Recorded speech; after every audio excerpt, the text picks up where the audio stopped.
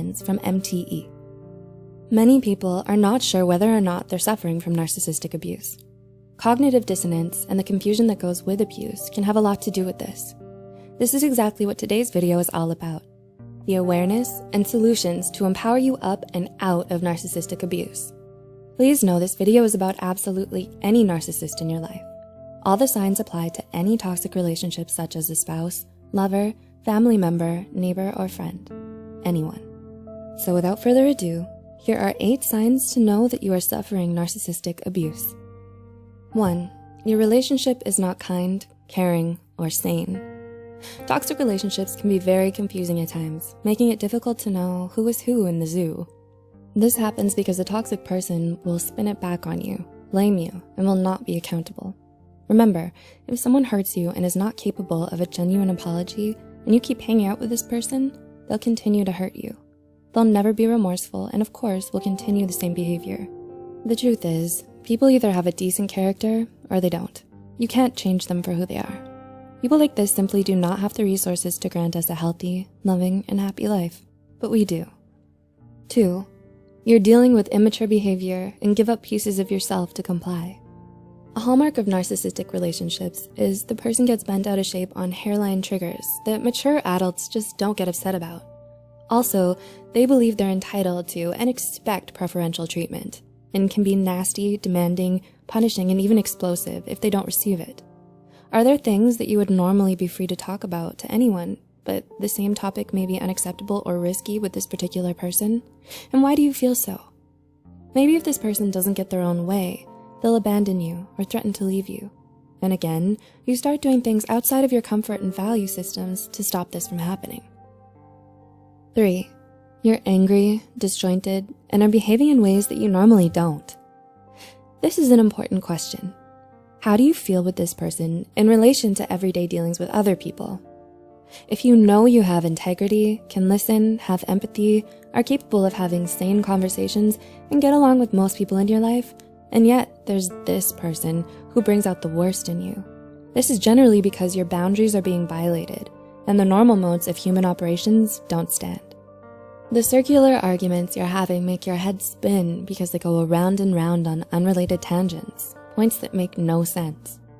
Narcissists state how disloyal your accusations of them are when confronted, or they argue with you to manipulate you into something unwholesome. 4. You find yourself trying to prove that you're a good person. Because the narcissist is regularly accusing you of all the things that they are and do, such as lacking integrity and love and care for people, being unfaithful, lying, making it all about yourself, wanting to use people for your own gain, and more, naturally, you'll be incensed and try extremely hard to prove and convince them otherwise. This is another deadly hook that narcissists can get you enmeshed with them on. If you believe that your integrity, character, well-being, and safety is dependent on what other people think of you, then you're susceptible to this narcissistic behavior. 5. You are mopping up the messes. Being connected with a narcissist has lots of drama, rough edges, and quite frankly means that disasters are always looming. Narcissists usually aren't good with detail, accountability, or sensibility. They fly high, seeking narcissistic supply and acclaim with little to no thought for doing the right thing. If your life is connected with one of these people, it's usual that you will be paying their fines, sorting out their messes and dramas, and even lying for them to cover their tracks. It's like this analogy. As you're watering their back lawn trying to keep it green, yours gets parched and turns brown and dies. This is how narcissists roll, and this is what happens to the sensible, well-meaning, responsible people who narcissists like to recruit into their lives. By walking away from people like this, we can heal and restart our life with self-responsibility. 6. Your boundaries are being disintegrated. It's extremely common for people with poor boundaries to get involved with narcissists. Do you find it difficult to speak up, stand up for yourself, or hold boundaries with this particular person? And when you try to do so, are you often criticized, rejected, abandoned, or punished? You're likely dealing with a narcissist. As a result of that, you try to minimize the trauma and mayhem that breaks out by giving up on trying to assert your needs. Or maybe because you've dissolved into so many feelings of powerlessness, helplessness, and despair that you find yourself begging or pleading for your boundaries to be respected. Discovering that the narcissist has zero empathy for you and won't comply, it takes you down into an even deeper place of helplessness. 7.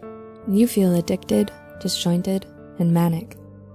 A perverse addiction happens with narcissists. This is also known as trauma bonding. To find out more, you can check out the links in the description.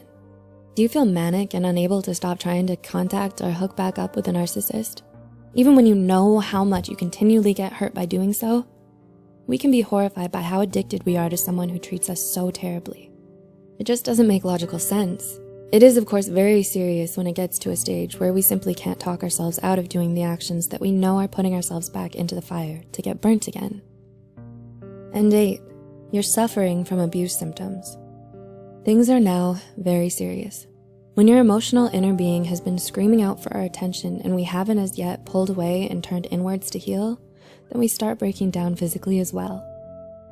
It's likely that anxiety and depression and even greater issues like fibromyalgia, adrenal issues, PTSD, and agoraphobia start to develop. You lose interest in the activities, people, and self-care that used to grant you energy, as the toxic person in your life takes up more and more of your energy and focus. The shame and pain become so great that we may start hiding out from the world, lying to people, covering up, and feeling even more isolated in our traumatic feelings and symptoms. This is when we have to ask ourselves, how bad does it have to get before we awaken to the truth? There are varying degrees of narcissism, and there are also people who can just be clueless and selfish, but not necessarily afflicted with narcissistic personality disorder. If someone in your life does not share your values and doesn't care for your feelings, then this is not a healthy relationship for you. As soon as we try changing other people, it's time to pull away and say to ourselves and them, this is who I am and what I need for us to continue. We may lose a lot by leaving, as many of us have. However, by leaving, we can achieve the greatest gain.